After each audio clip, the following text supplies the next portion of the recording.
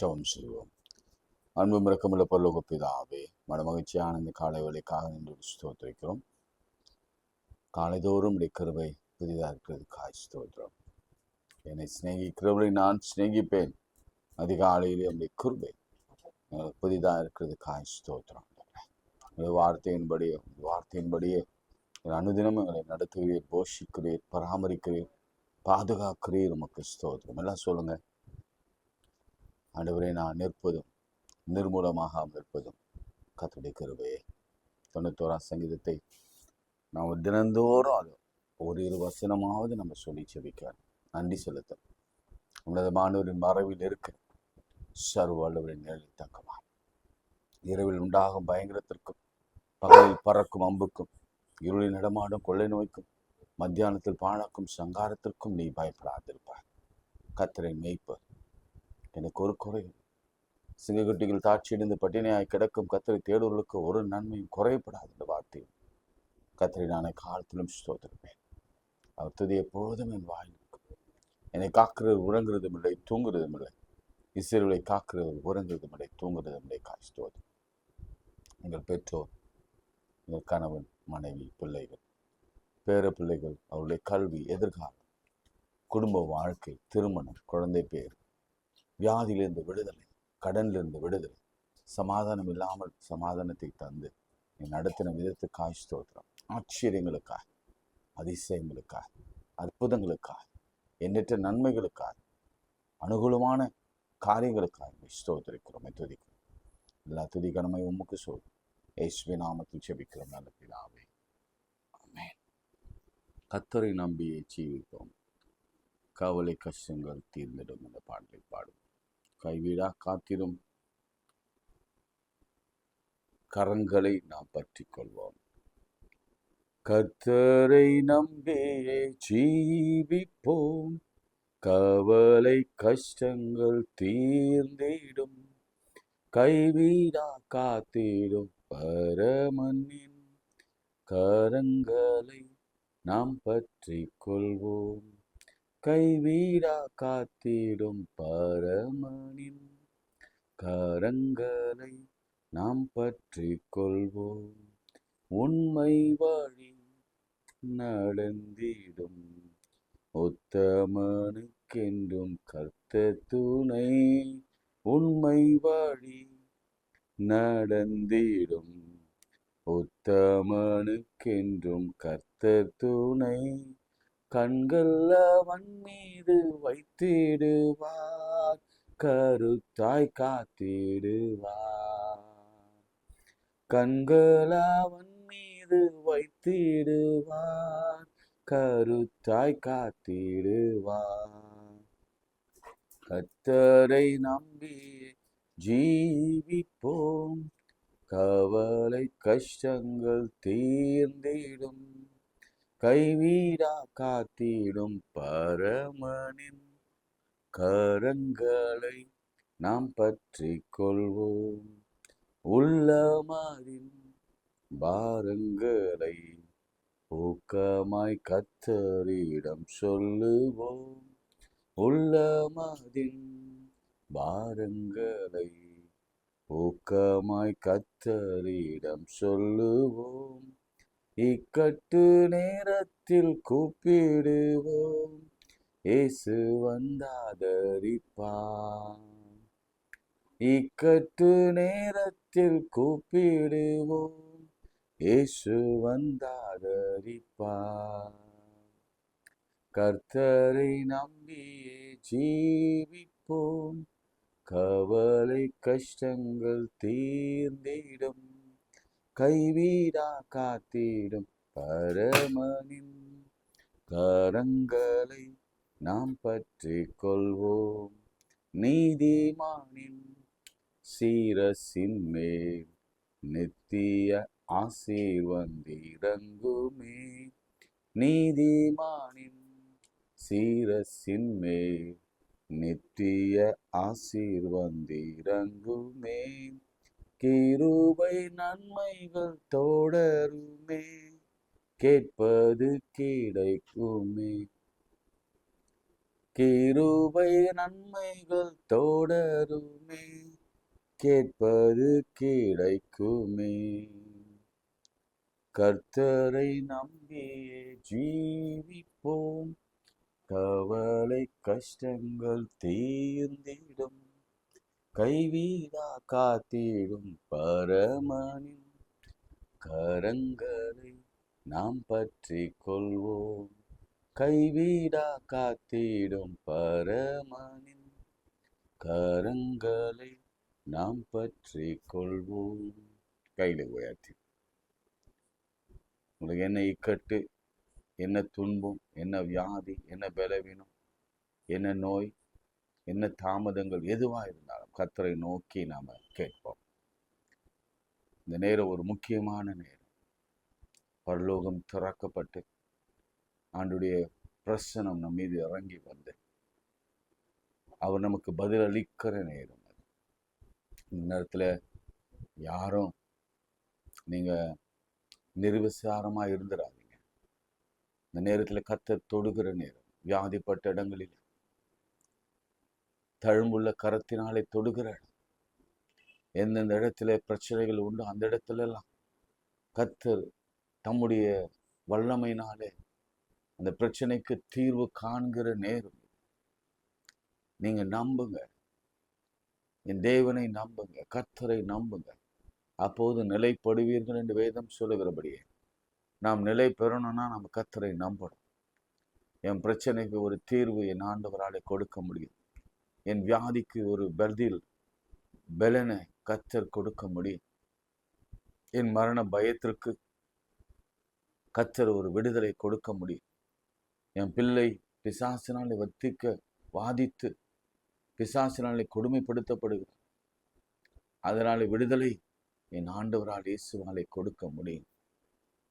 கண்ணீரோடு விதைக்கிற நீங்க கம்பீரத்தோடு அறுக்கிற நாட்கள் வந்து விட்டது.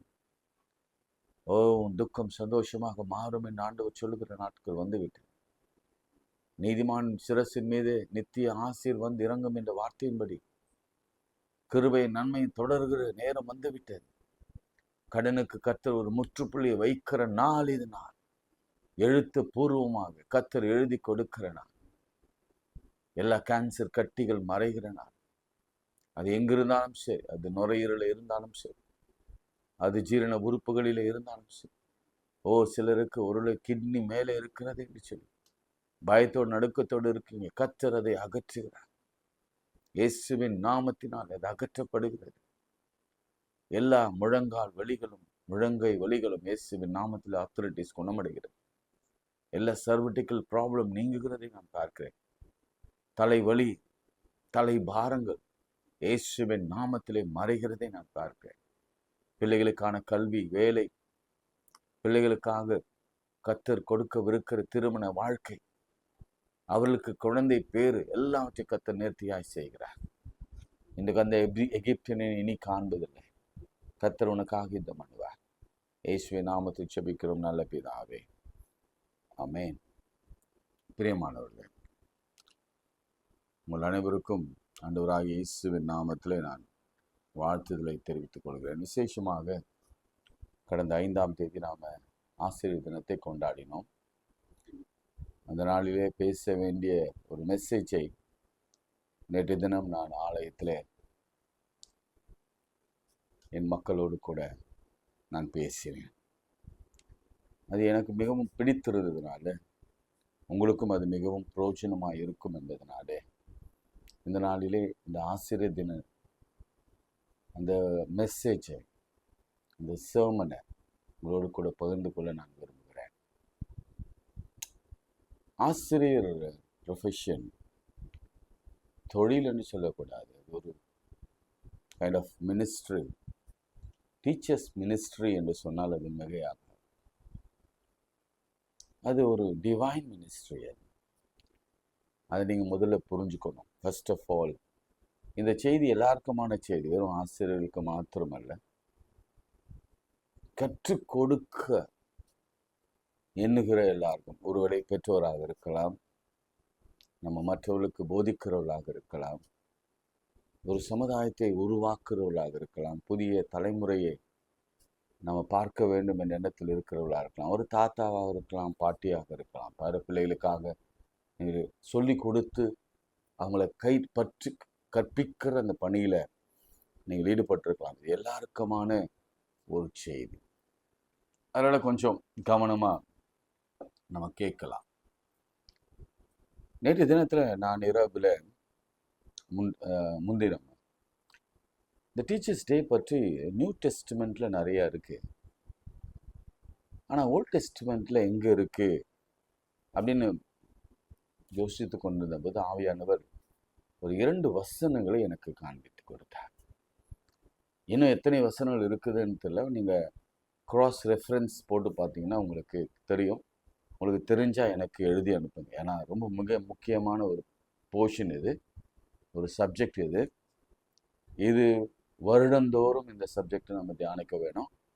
இன்னும் சொல்லப்போனால் பள்ளிகள் ஏராளமாக இருக்கிற, பள்ளி ஆசிரியர்கள் ஏராளமாக இருக்கிற ஒரு கிறிஸ்துவ குடும்பத்தில் நாம் பிறந்திருக்கிறபடினால எங்கள் வீட்லேயே 3-4 டீச்சர், அம்மா, என்னுடைய மனைவி, என்னுடைய தங்கச்சிங்க டீச்சர். அதனால் நானும் ஒரு டீச்சர்.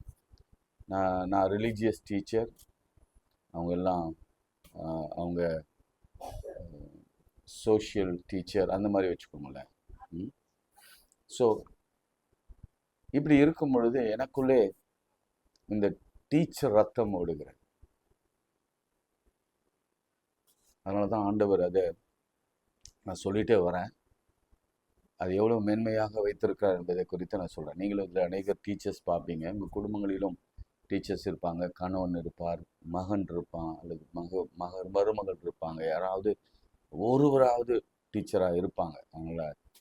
அதனால சொல்கிறேன், இது எல்லாருக்குமான செய்தி. அப்படி டீச்சராக இல்லைன்னா கூட நமக்கு ஒரு பழமொழி உண்டு இல்லை, மாதா, பிதா, குரு, தெய்வம். அப்போது இந்த 3மே எதை குறிக்குதுன்னா, மாதா அம்மா, பிதா அப்பா, குரு ஆசிரியர், அப்புறம் தெய்வம். இதை ஏன் இப்படி இந்த வரிசைப்படுத்திருக்கிறாங்கன்னா, முதல்ல மாதா தான் யாரை காண்பிக்கணும்? தெய்வத்தை காண்பிக்கணும். அதே சமயத்தை அடுத்து பிதா தெய்வத்தை காண்பிக்க வேண்டும். 3வது குரு தெய்வத்தை காண்பிக்க வேண்டும். அதனால் இந்த 3 பேரும் சேர்ந்து தான் அந்த இருளில் இருக்கிற ஜனங்களை ரட்சிக்க வந்த இயேசு கிறிஸ்துவை நாம் காண்பிக்க வேண்டும். அதனால் மிக முக்கியமான ஒரு பொறுப்பு அது.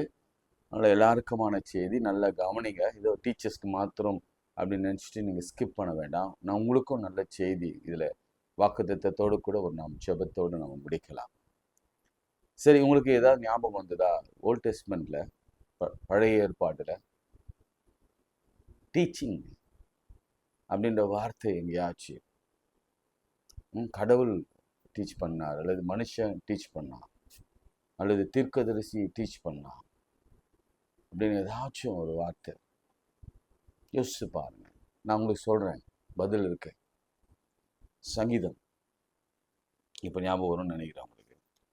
சங்கீதம் 34 எல்லாருக்கும் தெரிஞ்ச ஒரு சங்கீதம். அது 32 மணிக்கம் 32:8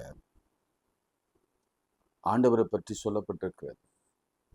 நான் உனக்கு போதித்து நீ நடக்க வேண்டிய வழியை உனக்கு காட்டுவேன், உன் மேல் என் கண்ணை வைத்து உனக்கு ஆலோசனை சொல்லுவேன். இங்க ஒரு ஆசிரியராக மஸ்கீல் என்னும் தாவீதின் போதக சங்கீதம், போதக டீச்சிங் பாட்டாண்டு. கவனிச்சிங்களா? அந்த ஹெட்டிங்கே பாருங்க, ஒரு டீச்சிங் சாங். அதில் சொல்றாரு, கர்த்தர் போதித்து நீ நடக்க வேண்டிய வழியில உன்னை நடத்துவார், உன்மேல் கண்ணை வைத்து உனக்கு ஆலோசனை கொடுப்பார். இது டோட்டலாக நீங்கள் கவனித்து பார்த்தீங்கன்னா, அடுத்த வசனமும் முந்தி இருக்கிற வசனத்தை நீங்கள் வாசினா உங்களுக்கு தெரியும். வாரினாலும் கடிவாளத்தினாலும் வாய் கட்டப்பட்டால் ஒழிய உன் கிட்டே சேராத புத்தி இல்லாத குதிரை போலவும் கோவேறு கழுதை போலவும் இருக்க வேண்டாம்.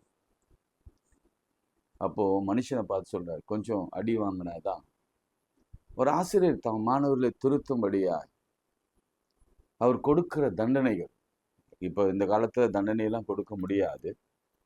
ஆனாலும் நாம கொஞ்சம் கொஞ்சம் அறிவுரைகளை நாம் சொல்லலாம். கொஞ்சம் கோபப்படலாம், அவ்வளவுதான். கோபப்பட முடியும், அறிவுரை சொல்ல முடியும், ஏன் கொஞ்சம் லைட்டா திட்ட முடியும்.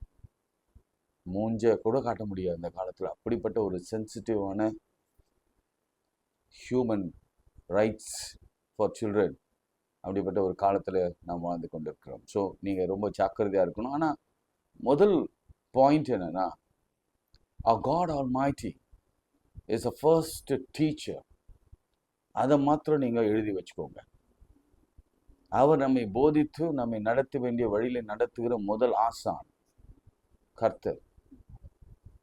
யோபுவின் சரித்திரமே அதுதான். நீங்க யோபு 36ஆம் அதிகாரம் 22ஆம் வசனத்தை வாசிக்கும் பொழுது, இந்த யோபு முழுவதும் ஒரு டீச்சிங் தான். ஒரு கதை வடிவில கொடுக்கப்பட்ட ஒரு போதனை இது. ஒரு பணக்காரன், நம்ம போன வாரம் முழுவதும் பார்த்தோம். பணக்காரனுக்கு ஏற்பட்ட துன்பம், அதனால ஏற்பட்ட வியாதி, அதனால ஏற்பட்ட இழப்புகள், பிள்ளைகள் இழந்து, ஆஸ்தி இழந்து, கடன்பட்டு, தனிமைப்படுத்தப்பட்டு, மனைவி பிரிந்து அல்லது மனைவி நீ செத்துப்போ நல்லா இருக்கும் என்று சொல்லுகிற அளவுக்கு இந்த ஹிஸ்டரிலாம் அப்படியே சொல்லிக்கொண்டே வர்றாரு. வந்து முடிச்சுட்டு கடைசியில நல்லா முடியுது. எப்படி முடியுதுன்னா, வாழ்க்கை நீங்க இதை கொஞ்சம் என்டியூர் பண்ணிட்டீங்கன்னா, தாங்கிட்டீங்கன்னா இரட்டிப்பான நன்மை எப்பொழுது மாறுதல் வரும் என்று யோபு காத்திருந்தான். உங்களுக்கு தெரியும் அந்த வசனம்ல, யோபு 14ஆம் அதிகாரம். அந்த மாதிரி நமக்கு மாறுதல் வரும், நிச்சயமாக வரும், இரட்டிப்பாக ஆசீர்வாதம். அதுல யோபுல கூட ஒரு வசனம் இருக்கு. அதனாலதான் யோபு பற்றி எடுக்க வேண்டிய சூழல் ஏற்பட்டது. நிச்சயமாக இன்று ஆண்டவர் நம்மளுக்கு கொடுக்கிற இன்னொரு வசனம்னா, கொஞ்சம் அவரு தன்னுடைய மிலாற்றினாலே நம்மை அடிக்கிறார். அதுதான் சில நேரங்களில நம்ம தீர்க்கதரிசி நூல்ல பார்ப்போம். அவரே அடிப்பார், அவரே காயம் கட்டுவார். சில நேரங்களில் நம்மளை அடிப்பார், அவரே காயம் கட்டுவார். அவர் சாகடிக்க மாட்டார், அவர் அழிக்க மாட்டார். பிசாசு தான் அழிக்கவும் கொல்லவும் வந்திருக்கிறார். ஆனால் ஆண்டவர் சில நேரங்களில் செல்லமா தட்டி, செல்லமா குட்டி, சில உபத்திர குகைக்குள்ள அனுப்பி, நம்ம வெள்ளியை புடுமிடுவது போல, பொன்னை புடுங்குவது போல நம்மளை புடமிட்டு, அதற்கெல்லாம் கொஞ்சம் கொம்பு எடுத்து தான் ஆகணும். நம்ம நீதிமொழிகளை வாசிக்கிறபடியே பிரம்பு கையாளாகாதவன். அப்போ அவன் அப்பாவுக்கு சொல்லி கொடுக்குறாரு, நீ கொம்பு எடுக்கணும் அப்படின்னு சொல்லி கொடுக்குறாரு பாருங்க. அப்போ நம்முடைய அப்பா அவர் பரமபிதா, அவர் கொம்பு எடுக்க மாட்டாரா? சில நேரங்களில் நம்ம வருகிற இந்த உபத்திரவங்கள் எல்லாம் அவர் கையில கொஞ்சம் கொம்பு எடுத்ததுனால வந்த உபத்திரவம் தான். ஏன்னா ஒரு மாணவனை ஒரு ஆசிரியர் அவங்க கொம்புல பிரம்புல அடிக்கிறாங்க, திட்டுறாங்க அப்படின்னா என்ன அர்த்தம்னா, அவங்கள வெறுக்கிறாங்க என்பது அர்த்தம் இல்லை. அவன் எப்படியாவது நல்வழியில அவன் வர வேண்டும், நல்வழிப்படுத்தப்பட வேண்டும், நல்லா படிக்கணும், நல்ல மாதிரியா மார்க் எடுக்கணும், அவங்க அப்பா அம்மா விரும்புகிறபடி நல்ல டாக்டரா, இன்ஜினியரா, பெரிய பதவியில போய் உட்கார்ந்து அவன் ஆளுகிற ஒரு உரிமையை பெற்றுக்கொள்ளணும். இதுதான் ஒரு ஆசிரியருடைய ஆசையாக இருக்கு. யாரும் போய் சும்மாவே ஒரு பிள்ளையை அடிக்கவே மாட்டாங்க. அதே மாதிரி தான் கர்த்தரும் கூட. இந்த வசனத்தை வாசிக்கிறேன், கவனிங்க. ஜோப் 36 36 22. இதோ தேவன் தம்முடைய வல்லமையிலே உயர்ந்திருக்கிறார், அவரை போல் போதிக்கிறவர் யார்? என்டையர் ஓல்ட் டெஸ்ட்மெண்ட்ல இந்த வசனம் எவ்வளவு எனக்கு ஆறுதலா பேசி என்னோட கூட பேசிச்சு பாருங்க. அவரை போல டீச் பண்றவர் யார்? அவரை போல போதித்து நடத்துகிறவர் யார்? இல்ல, யோசிச்சு பாருங்களேன். முதல்ல சங்கீதங்களை பார்த்தோம். ஏன்னா முதல்ல அப்படி பார்த்தா நம்ம யோபு தான் ஃபர்ஸ்ட் வைக்கணும், அதுக்கப்புறம் தான் சங்கீதத்தை வைக்கணும். ஃபர்ஸ்ட் சொல்லப்பட்டிருக்கு, அவர் நம்மை போதிக்கிறவர், நமக்கு போதிக்கிறவர் அவர். ஆல்மைட்டி காட், அவர் தான் நம்மை போதித்து நடத்துகிற முதல் ஆசான். சரிங்களா? அடுத்து நம்ம பார்க்கிறோம், நியூ டெஸ்ட்மெண்ட்க்கு வரலாம். நியூ டெஸ்ட்மெண்ட்ல இயேசு கிறிஸ்துவின் பெயர் அவருக்கு கொடுக்கப்பட்ட அடையாள பெயர்னு வச்சுக்கோங்களேன். இயேசு கிறிஸ்து தாவீதின் குமாரன், மனுஷகுமாரன், தெய்வகுமாரன், ஒரு வேற என்ன சொல்ற, நிறைய பேர்லாம் இருக்குல்ல, எக்கச்சக்கமா இருக்கு. அதுல மிக முக்கியமா கிட்டத்தட்ட 99 பெயர்கள் இருக்கிறதாம் அவர் கொடுக்கப்பட்ட அடை பெயர்கள். அதுல குறைந்தது 50 பெயர்கள், 50 அவுட் ஆஃப் 99, 50 பெயர்கள் அவர் ரபி, ரபூனி, போதகரே, போதகம் பண்ணி கொண்டிருந்தார், பிரசங்கித்து கொண்டிருந்தார் என்று வருகிறதாம். 50 டைம்ஸ். யோசிச்சு பாருங்க. அவர் 4 அத்தியாயத்திலும் சுகமாக்குன லிஸ்ட், சுகமாக்குனவருடைய பெயர்கள் நிறைய பண்ணார். இந்த புத்தகம் கூட இந்த உலகம் கொள்ளாத அளவுக்கு புத்தகம் எழுதலாம் அப்படின்னு சொன்னார். அப்போ அவ்வளவு அற்புதங்களை செய்திருக்கிறார். அப்படின்னா நடத்தது நம்ம அவ்வளவு போதகங்கள் 3.5 years 3.5 years எவ்வளவு ப்ரீச்சிங். இந்த பைபிள் முழுசும் ப்ரீச்சிங் தான். நியூ டெஸ்ட்மென்ட் முழுசும் ப்ரீச்சிங் தான். 4 காஸ்பல்லையும் ப்ரீச்சிங் தான். நீங்க ஒவ்வொரு பகுதியா பிரிச்சிங்கன்னா ப்ரீச்சிங் மட்டும் என்ன, இதெல்லாம் உங்களுக்கு ஒரு அசைன்மெண்ட் கூட சொல்ல முடியாது. நீங்க டாக்டரேட் பண்ணலாம் பிப்ளிக்கலா. நான் இன்னும் படிக்கிறதா இல்லை, நீங்க பண்ணலாம். ஆண்டவர் போதகம் பண்ணினவைகள் மத்தேயுல இருந்து யோவான்ல இருந்து என்னென்ன பண்ணார், முதல் அதிகாரத்துல இருந்து அப்படியே போதகம் பண்ணினார். எங்கெல்லாம் நடந்தார், எத்தனை பேரை சுகமாக்கினார், எத்தனை பெண்கள் அதுல, எத்தனை ஆண்கள் அதுல. இந்த தீசிஸ் ரொம்ப இம்பார்ட்டன்ட் தீசிஸ். ஏன் சொல்ல வரேன்னா, நிறைய டீச் பண்ணார், நிறைய ப்ரீச் பண்ணார். அதனாலதான் 2000 ஆண்டுகள் கடந்தோம் நம்ம இருக்கிறோம்ல. அவருடைய டீச்சிங்னாலே ஈர்க்கப்பட்டவர்கள் தான் நம்ம சமுதாயத்தில் இருக்கிற இந்த 2000 ஆண்டுகளாக இருக்கிற கிறிஸ்தவம். அவர் ப்ரீச்சிங்கை தொடர்ந்து வருகிறது. எவ்வளவு கிறிஸ்டியன், எத்தனை கோடி இருக்கும் யோசிச்சு பாருங்க. எத்தனை மில்லியன், எத்தனை பில்லியன், அது எவ்வளவு பேர் மாண்டு போயிருக்கிறாங்க. இன்றும் கிறிஸ்தவம் நிலையா நிற்கிறதுனா காரணம் தான் டீச்சிங் தான். இந்த Bible scripture, old testament, new testament எல்லாம் போதகம் அடங்கின எவ்வளோ பேர் ப்ரீச் பண்ணுறாங்க. நம்ம காலையில் கூட இதை பற்றி ப்ரீச் பண்ணிகிட்டே இருக்கோம். நீங்களும் அநேகருக்கு ப்ரீச் பண்ணுறீங்க. அதனால தான் மத்தேயு 28 ஆண்டவர் சொன்னார். நீங்கள் நல்லா தெரியும், நல்லா யோசிச்சு பாருங்க. அவர் கடைசியாக கொடுத்த ஒரு கட்டளை எதுன்னா மத்தேயு 28 அதிகாரம். எல்லாருக்கும் தெரிஞ்ச வசனம் தான். இந்த டீச்சர் பெர்ஸ்பெக்டிவ்ல அதை பார்க்கலாம். அவர் சொன்னாரு, நீங்க புறப்பட்டு போய் சகல இனத்தாரை சீஷராக்கி பிதா குமாரன் பரிசுத்தாவிலே ஞானஸ்தானத்துக்கு அவர் கொடுத்து ரைட். கமா, நான் கொஞ்சம் வேகமாக போகிறதுனால சில வார்த்தைகளை விட்டுறேன். நான் உங்களுக்கு கட்டளையிட்ட யாவையும் அவர்கள் கை கொள்ளும்படி அவர்களுக்கு உபதேசம் பண்ணுங்கள். 12 சீஷர்களை பார்த்து அவர் சொல்ற வார்த்தை என்னன்னா, கட்டளை கவனிங்க, உபதேசம் பண்ணுங்கள். Preach to them, teach them. இதுதான் நம்ம பண்ணி கொண்டிருக்கிறோம். இல்ல வேற கூட எழுதியிருக்கலாம். நீங்க போய் அதுக்கப்புறம் தான் எழுதியிருக்கிறது, அது கூட எழுதல பாருங்க. உபதேசம் பண்ணுங்கள், இதோ உலகத்தின் முடிவு பொருந்தும் சகல நாட்களிலும் நான் உங்களோடு கூட இருக்கிறேன். கடைசியா அவர் கொடுத்த கட்டளை என்ன தெரியுமா? Go and preach and teach. ஹீல்லாம் முன்னாடியே சொல்லிட்டார். நீங்க ஹீல் பண்ணுவீங்க, நீங்க அதெல்லாம் அது முன்னாடியே வந்துருச்சு. ஆனா பிரதான கட்டளை என்ன தெரியுங்களா? Go and preach. நீங்க கை கொண்டுட்டு நீங்க போய் ப்ரீச் பண்ணுங்க. அப்போ எவ்வளவு முக்கியம்னு பாருங்க. டீச்சிங் ப்ரொஃபஷன் எவ்வளோ இம்பார்ட்டன்ட் இல்லை? Preaching profession is more important. Preachers more important. ஆண்டவருடைய வார்த்தையை சொல்லுகிறவங்க ரொம்ப ரொம்ப ரொம்ப முக்கியம். ஆண்டவருக்கு அவளை கண்ணும் கருத்தமாக பார்த்துப்பா. நீங்களும் ஒரு முடிவு எடுங்க. இன்னைக்கு காலையில் அவனை சட்டுன்னு நிறுத்தி சொல்றாரு. கண்டிப்பா நீங்க ஏதாவது ப்ரீச் பண்ண கற்றுக்கோங்க. நல்லா என்னுடைய ஃபர்ஸ்ட் மெசேஜ் எனக்கு நல்ல நினைவு இருக்கு.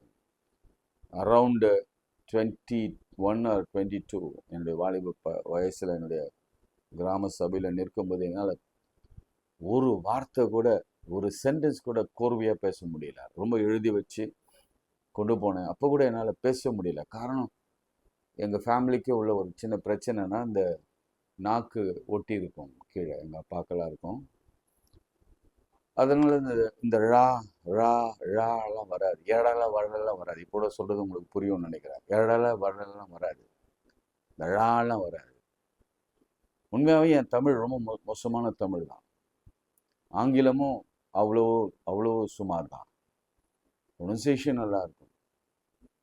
ஆனாலும் இங்கே பாருங்க, ஒருவேளை ஆண்டவருடைய வார்த்தையை பேச பேச பேச பேச பேச பேச ஜனங்களை நாம் ஆண்டவரத்தில் சேர்த்துக்கொண்டே வருகிறோம்.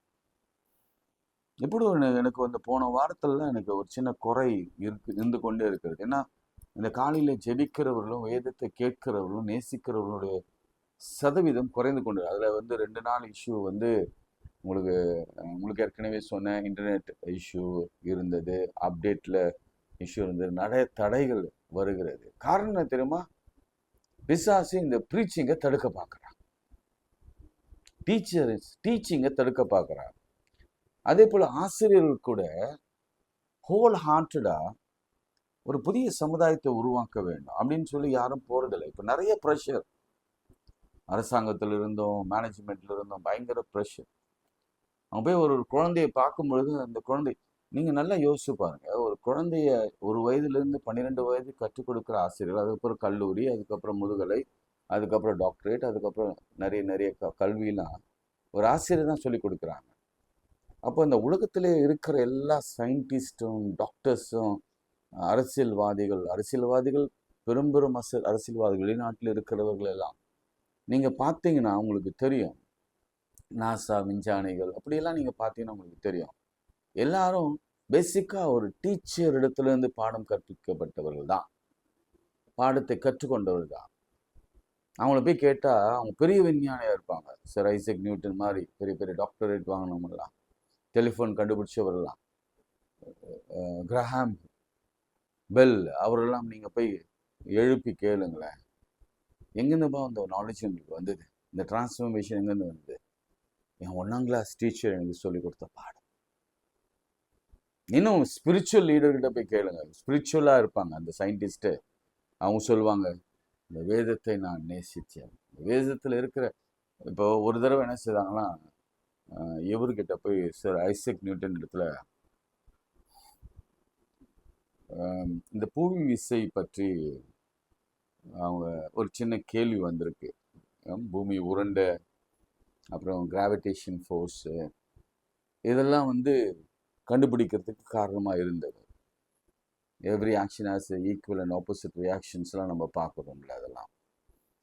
ஸோ அப்படி கேட்கும்பொழுது அவர் சொன்னாரா, எங்கதுடா இந்த அறிவு உங்களுக்கு வந்தது அப்படின்னு கேட்டா, பைபிள் வாசிக்கும் பொழுது விவசாயம் எல்லாவே அப்பவே 4000 ஆண்டுகளுக்கு முன்பாகவே கர்த்தர் உருண்டையின் மீது உட்கார்ந்திருந்தார்.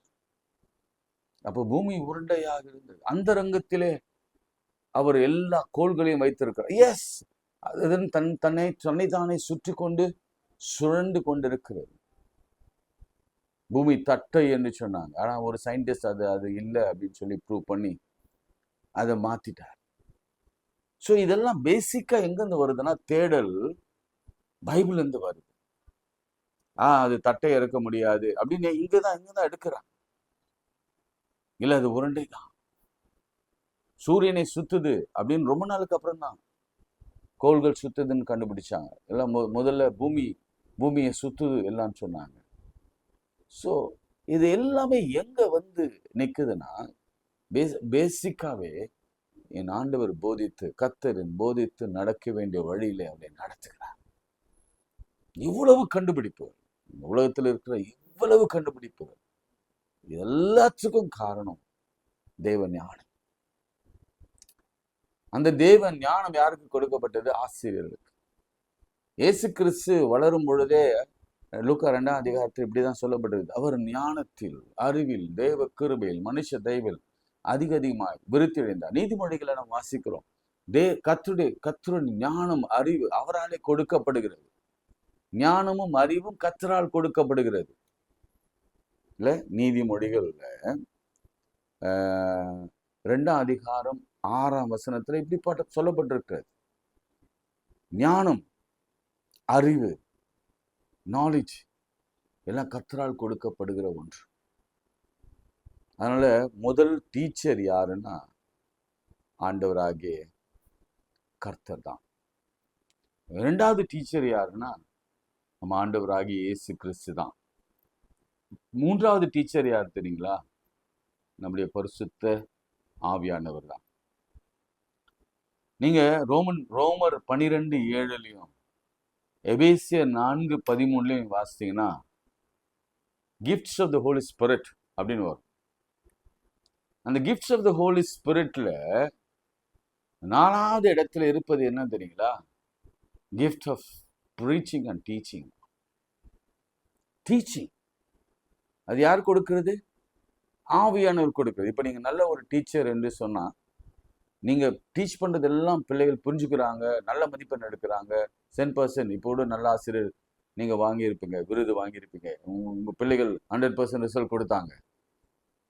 உங்களுக்கு ஒரு பெருமை வந்துடக்கூடாது தலைவராகி, என்னுடைய ஞானம், என்னுடைய அறிவு, என்னுடைய திறமை, என்னுடைய அழகான மொழி நடை, இது எல்லாத்துக்கும் காரணம் யார் தெரியுமா? ஞானத்தை கொடுத்த கர்த்தர். அந்த வேலையை கொடுத்த சம்பாதிக்கிறதற்கான அந்த பலனை கொடுத்தவர் கர்த்தர். அதனால ஹம்பிளா, ஹியூமிலிட்டியோடு கூட நாம் அந்த கிஃப்ட் ஆஃப் த ஹோலி ஸ்பிரிட்டை நம்ம பாதுகாத்து கொள்ள வேண்டும். அதை அவித்து போடக்கூடாது. சிலர் சொல்லுவாங்க, இல்லை எங்களுக்கு ஆவியானவர் பற்றிய அனுபவம் இல்லை அல்லது அக்கறை இல்லை, ஆவியானவர் குறித்து எங்களுக்கு ஒன்றும் தெரிஞ்சுக்க வேண்டிய அவசியம் இல்லை. நான் சொல்ல, நீங்க தெரிஞ்சுக்கிறீங்களோ தெரிஞ்சுக்க வேணாம்னு நினைக்கிறீங்களோ, அதை புரிஞ்சுக்கிறீங்களோ, அது உணர்வுபூர்வமாக சரீரபூர்வமாக அதை உணர்ந்து கொள்றீங்களோ இல்லையோ, ஏன்னா நம்ம body will feel the spirit of the God. நான் சொல்றேன், நீங்க நல்ல ஆசிரியராக இருப்பீங்கன்னா அல்லது யாருக்காவது அட்வைஸ் பண்ணுகிறவர்களாக இருப்பீங்கன்னா, யாருக்காவது எப்படியாவது ஒரு விஷயத்தை கன்வே பண்ணி அவனை கன்வின்ஸ் பண்ண முடியும் அப்படின்னா நல்ல விஷயங்கள்ல கண்டிப்பா உங்களுக்குள்ள ஹோலி ஸ்பிரிட் இருக்காருன்னு அர்த்தம். கர்த்தர் கொடுத்த அந்த gifts of the Holi Spirit உங்களுக்குள்ள இருக்கிறது என்று அர்த்தம். நீங்க தைரியமா மார்த்தட்டி சொல்லுங்க. இந்த ஐயா சொன்னாங்க, கிளமெண்ட் ஐயா சொன்னாங்க, எனக்கு ஹோலி ஸ்பிரிட் இருக்குன்னு சொன்னாங்க. அவங்க கேட்பாங்க, எப்படி நீங்க அந்நிய பாஷை பேசுவீங்களா, நீங்க கை தட்டுவீங்களா அப்படின்னு கேட்பாங்க. இல்லை, நான் நல்லா டீச் பண்ணுவேன்னு சொல்லுங்க. அதுதான் gifts of the Holi spirit. அது வசனம் உங்களுக்கு சொல்லிட்டேன். ரோமன்ஸ் 12:7, எஃபிஷியன்ஸ் 4:13 ரெண்டுத்துலையுமே கிஃப்ட் ஆஃப் டீச்சிங் என்று வருகிறது. இயேசு கிறிஸ்து தன்னை தேவகுமாரன் அப்படின்லாம் சொன்னப்போ ரொம்ப சந்தோஷப்பட்டாரோ இல்லையோ தெரியாது. மனுஷகுமாரன் சொன்ன போது சந்தோஷப்பட்டாரோ இல்லையான்னு தெரியாது. ஆனா ஒரு வசனத்தை காண்பிக்கிறேன். யோவான் 13ஆம் அதிகாரம் 13ஆம் வசனத்துல, யோவான் 13ஆம் அதிகாரம் 13ஆம் வசனம் 13 நீங்கள் என்னை போதகர் என்றும் ஆண்டவர் என்றும் சொல்கிறீர்கள். என்ன சொல்றாங்களா மக்கள்?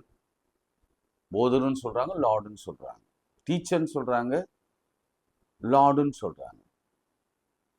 நீங்கள் சொல்லுகிறது சரியே, நான் அவர்தான். ஆண்டவரும் போதகருமாகிய நானே உங்கள் கால்களை கழுவினதுண்டானார். நீங்கள் ஒருவருடைய கால்களை கழுவ கிடையாது. நான் செய்தது போல நீங்களும் செய்யும்படி உங்களுக்கு நான் மாதிரியை நான் வைத்தேன். ஆண்டவர் அக்செப்ட் பண்றார். எஸ், நான் போதகர் தான். நீங்க என்ன வேணா சொல்லுங்க, ஆண்டவர் ஃபர்ஸ்ட் டீச்சர் நமக்கு. அவரே 50 இடங்களிலே அதை அக்னாலேஜ் பண்ணியிருக்கிறார். பைபிள் அக்னாலேஜ் பண்ணப்பட்டிருக்கு ஆவியானவரால். அவர் நல்ல டீச்சர், அவர் போதகர். இந்த இடத்துல அவர் பிரசங்கித்து கொண்டிருக்கா, நீங்க எடுத்து வாசிக்க நிறைய வசனம் இருக்கு, என்னால் கோட் பண்ண முடியல. பல இடங்களிலே அவர் பிரசங்கித்து கொண்டிருந்த பொழுது, அவர் போதகம் பண்ணி கொண்டிருந்த பொழுது அப்படின்னு தான் வரும். அவர் ஜெபாலயங்களில் வாரந்தோறும் அவர் போதகம் பண்ணி கொண்டிருந்தார். மலையில் மேல கொண்டு போய் போதகம் பண்ணினார். கடற்கரையில போதகம் பண்ணினார். பேதுருவின் படகுதான் அவருக்கு ஃபுல் பீட்டாக இருந்தது. அங்கிருந்து அந்த அலைகள் நடுவே அழகா பேசுவார். அப்படியே அது வைப்ரேட் ஆகி எல்லாரிடத்துல போய் சேரும். அவர் போதகம் பண்ணினதை பார்த்தா 5000 பேருக்கு ஒரே நேரத்துல போதகம் பண்றதெல்லாம் சாதாரண விஷயம் இல்லை. மெகாஃபோன், மைக்ரோஃபோன் இல்லாத காலத்துல எவ்வளவு கஷ்டப்பட்டு அவர் போதகம் பண்ணியிருப்பார் யோசிப்பாங்க. நான் வாரத்துல மூணு சர்ச்சாவது நான் பார்க்கணும். எனக்கு 9 சபைகள் உண்டு. ஒரு மெயின் சர்ச்சில் பார்க்கணும். ஃபஸ்ட்டு மெயின் சர்ச்சில் இருப்பேன். அங்கே அரை மணி நேரமாவது குறைந்தது, ஃபர்ஸ்ட் வீக் அங்கே தான் இருப்பேன். அரை மணி நேரமாவது எல்லா வாரங்களிலும் நான் அங்கே ஒரு வர்ஷிப் எடுத்துட்டு நான் போவேன். அதுக்கப்புறம் 3 இடத்துக்கு நான் ட்ராவல் பண்ணி போகணும். 3 இடத்துலையும் கிட்டத்தட்ட 3/4 மணி நேரம். அதுக்கப்புறம் கம்யூனியன் 1 மணி நேரம் பேசியே ஆகுவேன். உண்மையாகவே இந்த 3.5 hours வாரந்தோறும் பேசுறது ரொம்ப கஷ்டம். இருந்தாலும் ஆண்டவர் அந்த பலத்தை கொடுக்கிறார். நான் நகர சபையில் இருக்கும் பொழுது அந்த 3 hours and 3.5 hours அந்த 1 மணி நேரம் பிரசங்கத்துல அவ்வளவு எக்ஸாஸ்ட் ஆகிற மாதிரி பேசுவேன். கர்த்தர் கொடுக்கிற பலன். அங்க போய் நிற்கும் போது எனக்கு பலனே இருக்காது. ஒரு பாடலை பாடி ஆவியானவரை கூப்பிட்டா போதும், அவ்வளவுதான். எங்கிருந்து வரும் தெரியாது அந்த பலன்.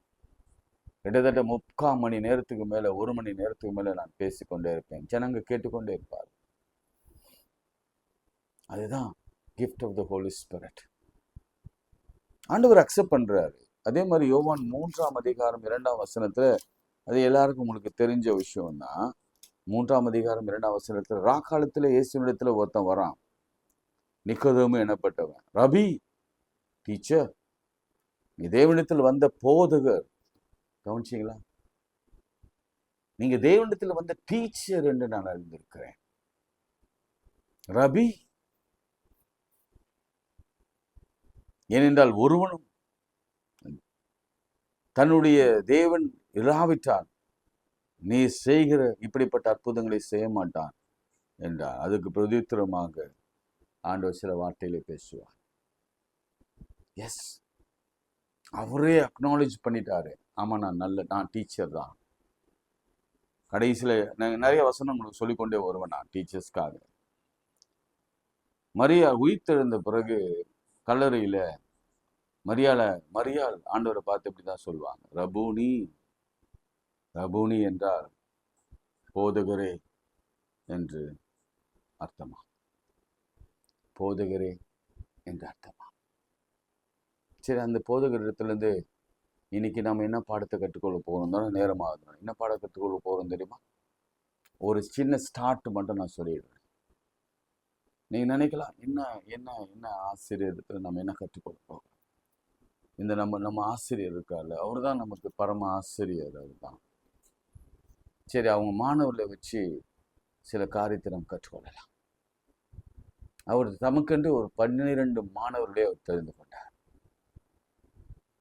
அந்த 12 மாணவர்கள முதன்மையா இருந்தவர் பேதுரு, யோவான், யாக்கோபு. அவங்க யாருன்னா ஃபிஷர்மேன். மாத்தியு, அவன் டாக்ஸ் கலெக்டர். வேற யாரு நீங்க சொல்லலாம்? இன்னும் 2 பேர் இருக்காங்க, மேத்யூ அண்ட் வேற யாரு மறந்துட்டேனே. நீங்க பண்ணுங்க. ரோம சாம்ராஜ்யத்துல வேலை செய்தவங்க அவங்க 2 பேர். மேத்யூ. நம்ம இவரை பார்த்தோம்ல, நிக்கோதேமு, இவரும் ரோம சாம்ராஜ்யத்துல வேலை செய்தவர் தான். சகேயு அவர் டிசைபிள் இல்லை, இருந்தாலும் அவரும் ஒரு டாக்ஸ் கலெக்டர். ஆனால் ஜீசஸ் கிரைஸ்ட் 12 டிசைபிளில் குறைஞ்சது 2 பேர் நினைக்கிறேன், நான் அந்த பேரை மறந்துட்டேன். அவங்க கணக்கிலே புலி. அவங்க எம்காம், பிகாம், மேக்ஸ், டாக்ஸை பற்றிலாம் தெரிஞ்சவங்க. அஃபிஷியலாக அவங்க கணக்கர்கள். 3 பேர் ஃபிஷர்மேன், 2 பேர் கணக்கர்கள், 2 பேர் கிட்டத்தட்ட ஜெலுத்தியர்னு சொல்லுவாங்க, சைமன் பீட்டர், அந்த மாதிரி ஆளுங்கள்லாம்.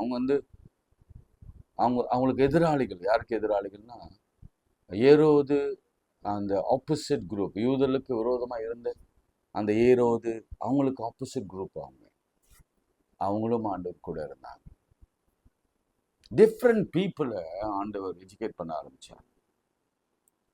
இன்னைக்கு நான் சொல்வேன், நீங்கள் எதுலேயும் எனக்கு ஒன்றும் திறமை இல்லை, எனக்கு அழகு இல்லை, எனக்கு படிப்பு இல்லை, நான் நல்ல குடும்பத்தில், ஒரு உயர் ஜாதி குடும்பத்தில் அல்லது உயர் பணக்கார குலத்தில் நான் பிறக்கலை, இதெல்லாம் வேதனையோடு நீங்கள் இருப்பீங்கன்னா உங்களுக்கு ஆண்டவர் சொல்ல வார்த்தை இருந்தான். ஆண்டவருடைய அந்த 12 டிசைபிள்ஸ், அந்த 12 சீடர்களை அல்லது மாணவர்களை செலக்ட் பண்ணுற போது கூட அவரிடத்துல எந்த வேறுபாடும் இல்லை, பார்ஷியாலிட்டியும் இல்லை. ரொம்ப அழகாக கலிலேயர் சில பேரை, சமாரியிலேருந்து சில பேரை, ஜெருசலேம் சில பேரை, அவர் அந்த டெரிட்டரியில் கூட சில விஷயங்களை எல்லாருக்கும் ஈக்குவல் எஜுகேஷன் கொடுக்க வேண்டும் என்று வந்தார். இன்னைக்கு ஆண்டவர் நமக்கும் அப்படிதான். அவர் பார்ஷியல் தேவன் அல்ல. ஒரு வசனத்தை நான் சொல்லி நான் செபிக்க வரேன். நீங்கள் ஆசிரியர் தானே, அவரிடத்துல பச்சை பாதம் இல்லை. நீ நினைக்கிற நான் போதிக்கிறவனா இல்லை, அல்லது நான் தெரிந்து கொள்ளப்பட்டவனா தெரியல, நான் ரட்சிக்கப்பட்டவனா இருக்கிறேனான்னு தெரியல. ஆனால் நல்ல ஆசிரியர் ஒரு மாணவனையும் அவர் கைவிட மாட்டார்.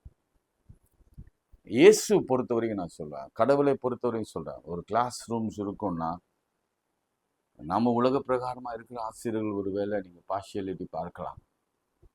அவனுக்கு நீங்கள் குணமாக்கிட்டு சுகமாக்கிட்டு, நான் கர்த்தர் பார்வையிலே சொல்கிறேன், கர்த்தர் இந்த குரூப்பில் இருக்கிற இந்த 12 டிசைப்பிளையோ அல்லது 70 டிசைப்பிள்ஸ்லையோ அல்லது 120 டிசைப்பிளையோ ஒருத்தனை தெரிந்து கொண்டு அவனுக்கு செய்துட்டு இவனுக்கு செய்து அந்த மாதிரிலாம் இல்லை. அவர் பேதுரு மாமியும் குணப்படுத்துவார், சீமோனின் லெப்பரையும் குணப்படுத்துவார். able to do everything. இன்னைக்கு நீங்கள் ஒரே ஒரு பொருத்தனை மாத்திரம் பண்ணுங்க. ஆண்டவரே, நீங்கள் சொன்ன அந்த மத்தேயு 28:20 சொன்னபடி நான் ப்ரீச் பண்ண ஆரம்பிக்கிறேன், டீச் பண்ண ஆரம்பிக்கிறேன். எப்படியாவது ஒரு வசனத்தையாவது யாருக்காவது சொல்லிக் கொடுக்குறேன். என் பிள்ளைகளுக்கு வீட்டிலேருந்து ஆரம்பிக்கலாம், என் பேர பிள்ளைகளுக்கு, என் அப்பா அம்மாவுக்கு நான் அல்லது ஒரு மெசேஜ் அனுப்புகிறேன். எல்லாரும் என் காரில் நான் எழுதுறேன் பின்னாடி அழகாக, தேவன் கைவிட மாட்டார், ஏசு நல்லவர், ஆஸ்க் ஜீசஸ், அவர் உங்களுக்கு கொடுப்பார். ஏதாவது ஒரு நற்செய்தியை ப்ரீச் பண்ணிகிட்டே இருப்பேன்னு சொல்லி ஒரு பொருத்தனை எடுங்க. கர்த்தர் உங்களை நடத்துகிற விதியும் வித்தியாசமாக இருக்கும். ஒரு வசனம் இருக்கு, அது நான் வாக்குத்தத்தமாக உங்களுக்கு சொல்கிறேன். ஊழியக்காரர்களுக்காகவே அந்த வசனம், ப்ரீச் பண்ணுறவங்களுக்காக அந்த வசனம். ஆண்டவர் சொல்வார், மகனே, உன்னை தொடுகிறவன் என் கண்ணின் மணியை தொடுகிறான். ஆப்பிள் அவர்தான், அவருடைய கண்ணின் மணி சொல்றாரு. அண்ணா, என்னுடைய கண்ணின் மணி அவன். இந்த பிளாக்கை நம்ம டச் பண்ண கண்ண முடியும், நாமே டச் பண்ண முடியாது. அந்த மாதிரி உன்னை தொடுகிறவன் கண்ணின் மணியை தொடு, அதனால எவனும் டச் பண்ண முடியாது. இமை உடனே முடிக்கும். நான் இமையை போல இருந்து உங்களை காப்பாற்றுவேன். அந்த வசனம் சொல்லுகிறது, இமை பொழுதுவனை கைவிட்டேன், ஆனால் மிகுந்த இரக்கத்தினால் நீ சேர்த்துக்கொள்வேன். நீ அவருக்காக நீங்க ஏதாவது செய்யணும்னு விரும்பினா, நான் சொல்ற இந்த வேலையை மாத்திரம் செய்யுங்க. Go and preach. சுகம் வேணுமா? Go and preach. உங்க தரித்திரம் மாறி கடன் அடைக்கப்படனா go and preach. உங்களுடைய ஒரு மரண வலிங்க, மரண வியாதிங்க, கட்டு இருக்குதுங்க, go and preach. நான் சொல்றதை நீங்க செய்து பாருங்க. என் வீட்டுக்காரன் ஒழுங்கு இல்லை, go and preach. எப்படியாவது சுவிசேஷத்தை அறிவிப்பது என் தலைமையில் விழுந்த கடமை. யார் சொன்னது? பவுல் சொன்னார். நான் தொடர்ந்து நாளைக்கும் நான் சில காரியங்கள் நம்ம டிஸ்கஸ் பண்ண போகிறோம், முக்கியமான காரியங்கள். அதனால முடியும் பொழுது நான் சில சில சில வாக்குத்தத்தங்களோடு கூட நான் முடிக்க விரும்புகிறேன். நீங்கள் ப்ரீச் பண்ண ஆரம்பிச்சுன்னா உங்கள் குடும்பத்தில் இருக்கிற எல்லா பாடுகளும் படிப்படியாக இல்லை, முழுவதுமாக அது ஓடியே போகும். பிசாசு இருக்குதா? ப்ரீச் பண்ண பாருங்க. எஸ், அதுகிட்ட போய் இயேசுவின் நாமத்தில் சொல்லுங்க. வசனம் சொல்லுகிறது, அது ஓடும். இயேசுவின் நாமத்தில் ஜெபம் பண்ணலாம். அன்புள்ள ஆண்டவரே, இந்த வேலைக்காய் ஸ்தோத்திரிக்கிறோம். என் கொடுத்த வார்த்தைக்காய் ஸ்தோத்திரம். என் அன்பு ஆசிரியர்களே, மாதா, பிதா, குரு போன்றவர்கள் அனைவரையும் கர்த்தர் ஆசீர்வதிப்பீரா. விசேஷமாக பிள்ளைகள், கற்றுக்கொள்கிற பிள்ளைகளையும் ஆசீர்வதி. நல்ல கற்று வேலையில்லாத பிள்ளைகளுக்கு நல்ல வேலை கொடு. வேலையெல்லாம் கிடைத்து திருமணமாகாத பிள்ளைகளுக்கு நல்ல திருமண வாழ்க்கையை கொடுங்க. நல்ல படித்தவங்களா கொடுங்க. வயது வித்தியாசம் இல்லாமல் இந்த பிள்ளைகள் விரும்புகிற மாதிரியே கொடுங்க. குழந்தை இல்லை, எவ்வளோ படித்தோம், எவ்வளோ பணம் இருந்தோம், எனக்கு குழந்தை இல்லைன்னு சொல்லு. இந்த வேதத்தின் அடிப்படையில் பெற பண்ணுகிறதா இங்கே நீர் பெற செய்யாமல் இருப்பீரோ? இந்த வசனத்தை பண்ணி கொடுங்க, ஆசீர்வதிங்க. எல்லா கேன்சர் நோய்களும், வியாதிகளும், சிறுநீரக பிரச்சனைகளும், டயபெட்டிக்கும், எல்லா மூட்டு முடக்கு வாதங்களும், நெஞ்சு வலிகளும் இயேசுவின் நாமத்திலும் மறைவதாக. சரும வியாதிகள் மறையட்டும். போக்கிலும் வரத்திலும் பிள்ளைகளோடு கூட இருங்க. எந்த ஆபத்து விபத்து நேரிடாதபடி கிருபையை காத்துக்கொள்ளுங்க. நீங்கள் இரத்த கோட்டுக்குள்ள மூடி மறைத்துக் கொள்ளுங்க. பிரசங்கிக்கிறவன் முகம் என்னைக்கும் வெட்கப்பட்டு போகவே கூடாது. எஸ் லார்ட், பிரசங்கிக்கிறவர்கள் முகம் என்றைக்கும் வெட்கப்பட்டு போகக்கூடாது. அவரை தொடுகிறவர்களே, உன் கண்ணின் மணியை தொடுகிற வார்த்தை அவன் காதுகளில் விழுந்து கொண்டே இருக்கட்டும். இயேசுவின் நாமத்தில் ஜெபிக்கிறோம் நல்ல பிதாவே, ஆமென். நமது ஆண்டவராகிய இயேசு கிறிஸ்துவின் கிருபை, பிதாவாகிய தேவனுடைய அன்பு, பரிசுத்த ஐக்கியம் நம் அனைவரோடு மீண்டும் மீண்டும் சதாக்கள் நிலைத்திருப்பதாக. ஆமீன். பிரியமானவர்களே, இதை நிறைய பேருக்கு ஷேர் பண்ணுங்கள். குறைஞ்சிட்டே வருது. நீங்கள் நிறைய பேருக்கு ஷேர் பண்ணலன்னு தான் நான் நினைக்கிறேன். நீங்கள் ஷேர் பண்ணி பாருங்கள். இதுவே உங்களுக்கு ஒரு ப்ரீச்சிங்கான ஒரு வழி இருக்குது. ஆண்டவர் சொன்ன அந்த மத்திய 28:20 இது ஒரு வழி தான். இது ஒரு சின்ன ஷேர் தான் உங்களுக்கு பல ஆசீர்வாதங்களை கொண்டு வந்து கொடுக்கும். கர்த்தர் உங்களோடு இருப்பார். God bless you.